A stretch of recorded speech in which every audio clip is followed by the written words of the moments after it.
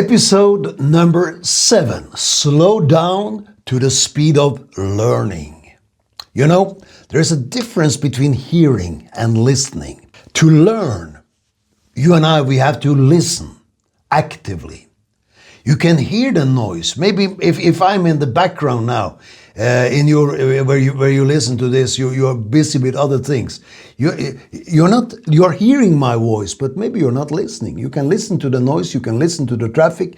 You can hear the noise. You can hear the traffic, but there's a difference between hearing and listening. Hearing is an ear function. Listening is a heart function. You listen with your heart. Okay, so to learn, we have to listen actively. Learning takes time. It takes time to learn. And then you have to, have you noticed sometimes you read, if you read a book, and then you have read like maybe half a page, and you wake up.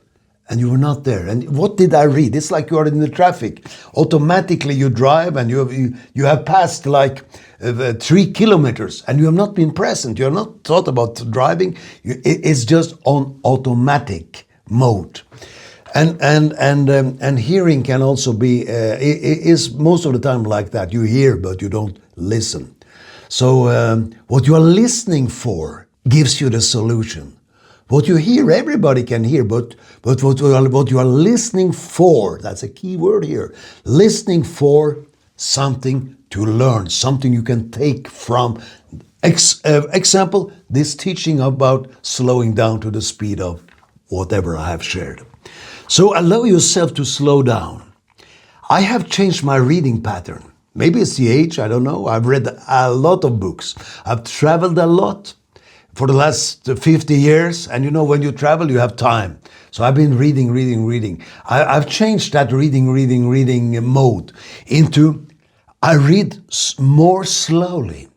And I read books. I have no time for reading books that I can't make use of, that I'm not guided by God to read, to study. I don't have time for entertainment, so to speak, when it comes to reading. I want to read what matters, and then I need to slow down to the speed of learning what I read. And I read interesting books. I read the Bible more slowly. I read the Bible out loud. Like these days, I'm reading one psalm, one chapter from one of the Gospels, and one chapter from the letters of Paul and the other apostles, and I read slowly. So I read that out loud and slowly, and I listen to my own voice. And that gives me a twin gate for getting what I read in, through my eyes and through my ears. That's a double effect. So I've changed my reading pattern. I want to understand what I read. And I repeat what I read. There are some books I'm reading every day, a part of. So that's interesting. Jesus was 12 years old, and he was sitting there in the temple in Jerusalem, in the temple yard, and he was listening, and he was asking questions. A key for us to learn from. Wisdom is the ability to listen. Mary sat at the feet of Jesus. She slowed down and listened for something that could help her. To listen to me now, to listen. Think about this sentence. You have nowhere else to be. Don't you?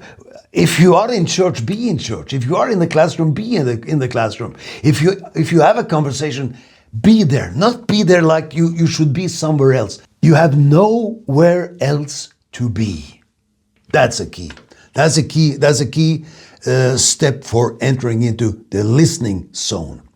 Sister Martha speeded up and missed what Jesus said. We talk a lot about multitasking.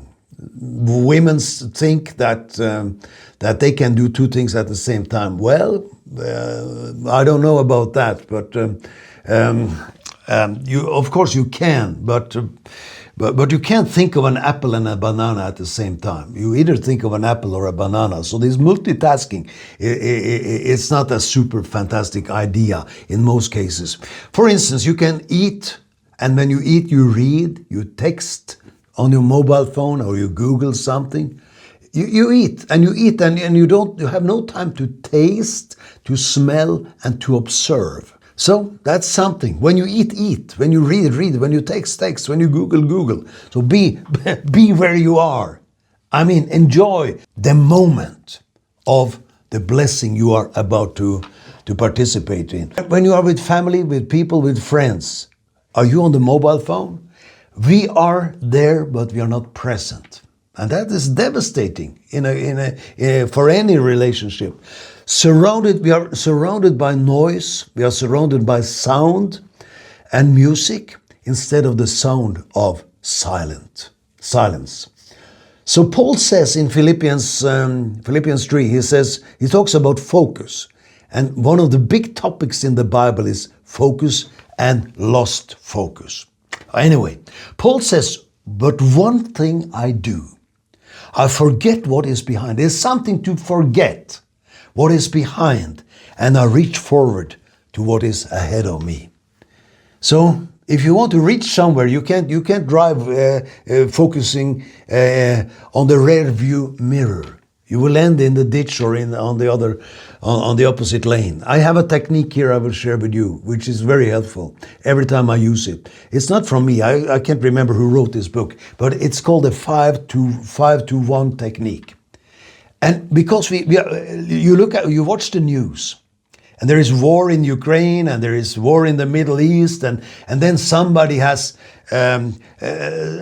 won a football game. We go from disaster to celebration to all the scenarios within half an hour, and the changes of scenes are so tight. So that's why when I read, I do that often when I start to read the Bible. I do like this: 5, 4, 3, 2, 1. Then I have reset my brain. I have closed a chapter. I closed the chapter I was working on, and I'm opening up for what I'm about to do now. So study one thing at a time. You don't find people who study to become doctors, medical doctors, and they are studying plumbing and becoming an airline pilot at the same time. So slow down to the speed of learning.